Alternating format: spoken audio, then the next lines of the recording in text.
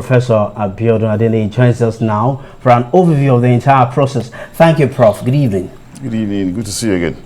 Good to see you too. Yeah. Okay, we've heard reports from Adamawa and then Kebbi. First Kebbi, now Adamawa. Vote buying in some parts of Kebbi where being monitored. Voter apathy, no. Okay, the turnout was impressive. Same as Adamawa. So what do you want to make of the outing today in looking at Inex performance? Well, first, I just imagine that we're getting to the business end of the 2023 general elections, with the supplementary election ongoing or that is going to be concluded today or that is being concluded today, as the case could be. We hope that after today, there won't be any need for another election in relation to the general election. So it's good that we are at this end. And of course, it's also good that unlike the 2019 election, where we had about 5 inconclusive state elections, we have witnessed a reduction now. We just have 2, and of course, National Assembly election, over 90 of them. It's all right, we're making this progress. However I want to situate it is some level of progress, as the case could be. But overall, I've not seen any change, really. It's still the same old story, allegations and counter-allegations about vote buying, vote selling, voter apathy, delay in the arrival of INEC officials, people increasingly getting disinterested in participating, and all such things. And maybe we could also make a dangerous prediction, or maybe an unfavorable prediction, that maybe after this election result again, after the supplementary election result, we're going to have more contestation. We're going to have resort to judiciary, going by what we've been saying in the past. But perhaps we should also note that, with this supplementary election, we also have another round of elections, another round of election going on, simultaneously. That is the primaries of the political parties for 2 off-season elections, Bayelsa and Kogi. So you can see election is all over us. There's Imo in that mix. Imo is in the matrix as well.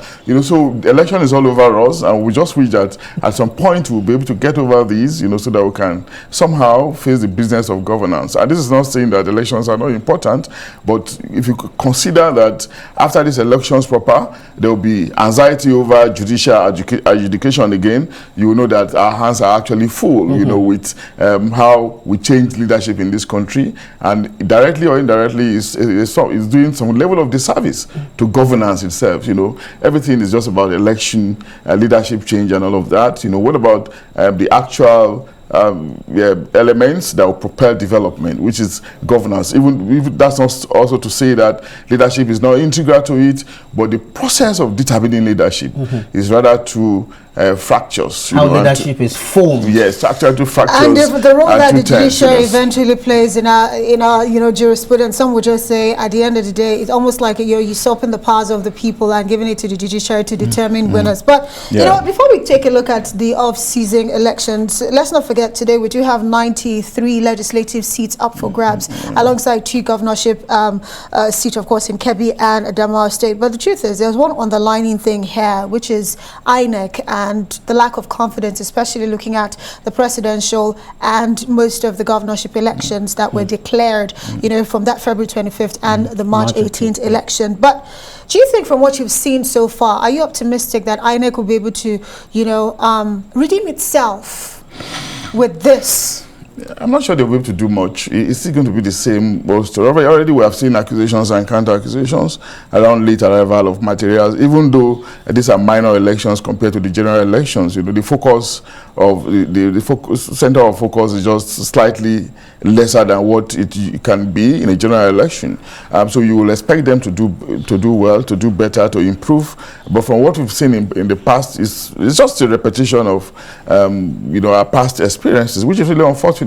Even though we can also say that there are some levels of improvement in technology, despite some of the misgivings that we have with respect to the presidential election and of course the governorship election as well. There are some marginal improvements that we have been able to make, and we should acknowledge this. But in saying that we've made marginal improvement, is just reminding us of the fact that we still have some more miles to cover, you know, because it's always about making improvement. It's always about trying to improve on your previous performance, and one channel of improvement is technology, you know, and that's why people are actually saying that if we want to get the election right to improve our democracy in this country, the route to take is this technology. But why are we slow, you know, in improving it? Why are we slow in adopting it? You know, what is the problem? What is that factor that is missing in our effort, you know, to ramp up technology, irrespective of pronouncements around beavers, around IRF, you know? Why were we not arithmetical about perfecting the process like we see in other climes? Well, we'll continue to try. We can't overstate the fact that the solution to deficiencies of democracy, as we're witnessing it, is more democracy. More democracy, indeed. Great place to drop the anchor tonight. Abiodun Adeniyi, thank you for your in-depth analysis tonight. Thank you very much. My pleasure. Thank you very much.